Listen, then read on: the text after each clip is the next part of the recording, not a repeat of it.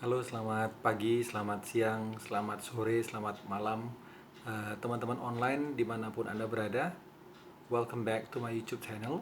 Dan di video kali ini saya mau cerita-cerita tentang indera keenam yang saya pikir ini indera keenam saya yang pernah beberapa waktu muncul dan sering membantu saya dalam berbagai hal ataupun memprediksi segala sesuatunya.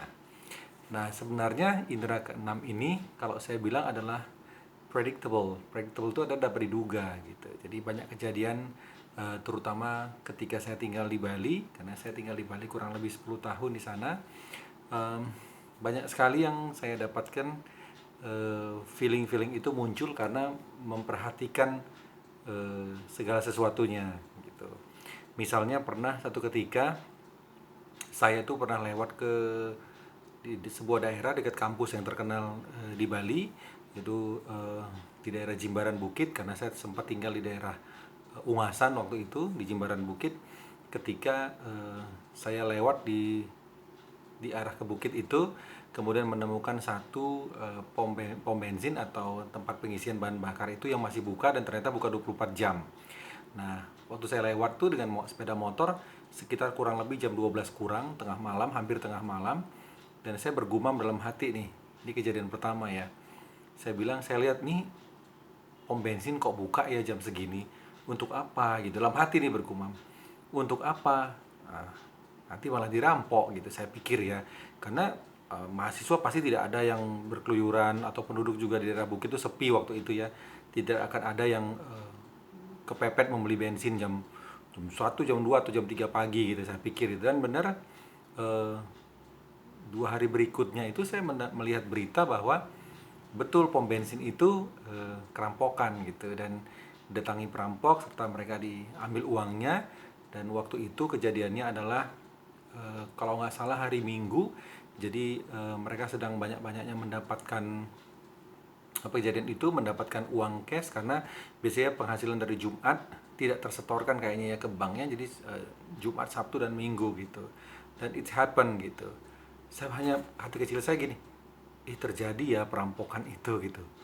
Sebenarnya kan memang kita bisa prediksi gitu, di tempat yang seperti itu ngapain buka 24 jam gitu. Nah, eh, di lain kesempatan di daerah Denpasar waktu itu saya naik motor gitu juga, naik motor karena Denpasar itu kan sangat ini ya, crowded ya gitu. Jadi kalau kita naik mobil juga bakalan banyak sekali kendala-kendala kemacetan dan sebagainya. Dan saya menemukan di depan saya itu seorang ibu gitu yang naik motor itu, memang dia oleng-oleng gitu loh, oleng-oleng kiri gitu, kayak nggak firm gitu dia bawa motornya gitu. Dan saya bergumam gini, aduh ibu, nanti ketabrak mobil deh kalau kayak gitu, dalam hati gitu.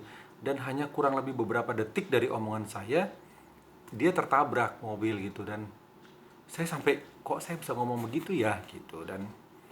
Em, dan saya pikir itu seperti indera keenam buat saya, walaupun bisa diprediksi gitu. Nah, em, di lain-lain kejadian gitu saya baru berpikir dulu.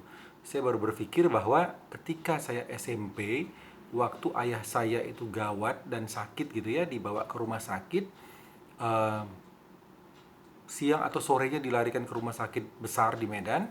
Dan malam itu sebelum tidur, saya apa ya, seperti terlintas di dalam tidur ataupun dalam mata saya itu, kalau bapak saya itu ada dalam peti gitu. Dalam peti, kok di dalam peti ya gitu, dalam pikiran saya. Dan betul kurang lebih jam 11-an malam bapak saya meninggal waktu itu. Jadi saya urut-urut, oh iya dulu saya pernah begitu ya, kok bisa memprediksi gitu. Jadi ya, that kind of things yang terjadi. Nah, di dalam pekerjaan ini banyak hal seru gitu jadinya. Dengan indera keenam ini banyak keseruannya gitu. Misalnya ketika saya baru join ke sebuah hotel di Jakarta berbintang 4, di sana sebagai pucuk pimpinan, dan hotel itu sudah lama, kurang lebih 20 tahun. Jadi kebayangkan dengan kondisi-kondisi karyawan dan segala macamnya. Suatu ketika saya ajak housekeeper saya gitu. Mungkin ibu itu inget nih kalau nonton video ini. Bilang, "Bu, ayo sidak kita inspection," gitu. "Oh iya Pak, kamar berapa?" gitu. Jadi dari 24 lantai hotel itu saya hanya menyebutkan misalnya ya, kamar 12 14 deh Bu, kita pilih gitu. dari sekitar 252 kamar saya pilih nomor kamar itu. Dan betul, ketika kami naik ke atas gitu, kita cek ke front office ya, kamarnya kosong ya, nggak ada tamu ya, kosong ya. Tapi kok suara TV-nya nyala gitu, lewat hati ini benar kosong, nggak miss atau udah dicekin enggak katanya. Tapi ketika kita ke sana, sebagai standar kita ketok 3 kali segala macam, tapi kayak TV-nya nyala gitu. Terus saya raba di bawah pintunya itu AC nyala gitu, dan oh ini ada orang, saya pikir. Akhirnya kami buka kamar itu, dan betul gitu loh, di kamar itu housekeepernya, maksud saya staff housekeepingnya sedang tidur di karpet gitu, menikmati dinginnya kamar gitu. Dan bayangkan saya memilih random satu nomor kamar dan ketemu hal itu gitu. Nah, ya namanya juga hotelnya juga sudah tua dan karyanya sudah cukup lama, harusnya sih tidak seperti itu ya. Dan saya masuk itu di awal-awal bulan pertama itu, karena saya keliling terus. Dan satu ketika saya juga memeriksa meeting room tuh. Ini anaknya juga pasti inget nih, karena ini true story ya. Saya bilang sama si housekeeper saya gitu, saya bilang, Bu, temenin saya Bu periksa meeting room gitu. Yang mana Pak? Kita cobain di lantai 15 ya, wing apartemen gitu. Dan betul gitu loh, waktu saya ke sana itu ketemu satu orang yang sedang duduk-duduk, alasannya istirahat gitu, tapi di dalam meeting room yang kosong itu, di balik-balik kursi mereka ada di sana dan tidur satu orang gitu. Dan ya itu kayak six sense aja buat saya gitu, kok bisa ya gitu memilih satu tempat yang mau saya sidak gitu dan menemukan gitu. Nah di Belitung juga gitu nih, satu ketika nih sama chef saya, waktu kami mau survei harga gitu ya, market survei ke pasar, chef ayo ke pasar yuk kita lihat-lihat harga gitu. Biasanya saya randomly beberapa kali dalam satu bulan tuh ke pasar ngecek harga gitu, berapa harga cabai, telur, segala macam, ayam gitu. Kita survei supaya melihat apakah supplier kami itu terlalu tinggi kah memberikan harga atau masih di batas wajar gitu. Dan hari itu sudah janji sama chef, chef ayo kita pergi yuk, ayo gitu. Terus tapi kok saya pikir gini, chef mampir yuk ke parkiran belakang gitu. Jadi kami punya parkiran tuh yang terpisah dari hotel, dan di situ ada tempat anak-anak biasanya istirahat, duduk, merokok dan sebagainya. Waktu itu 3:30 sore gitu. Tapi mau survei pasar Pak, kata chef. Oh nggak apa-apa, kita mampir situ bentar. Kami ke belakang dan benar ketemu 2 orang lagi housekeeping yang sedang tidur di situ di tempat istirahat itu. Dan mereka pulang jam 4 walaupun okupansi lagi low, bukan berarti mereka akan bisa tidur nih. Jadi ini kenang-kenangan nih buat mantan staff saya di sana gitu. Jadi that kind of things yang terjadi gitu. Jadi kalau saya ingat mundur ke belakang, iya ya, sebenarnya sih dibantu six sense juga gitu untuk controlling gitu. Dan kadang-kadang ada yang bisa kita prediksi gitu, ada yang kita prediksi. Jadi ya masih banyak sebenarnya cerita-cerita tentang six sense ini gitu. Ya membantu, dan kadang-kadang juga buat saya sedikit memberi gambaran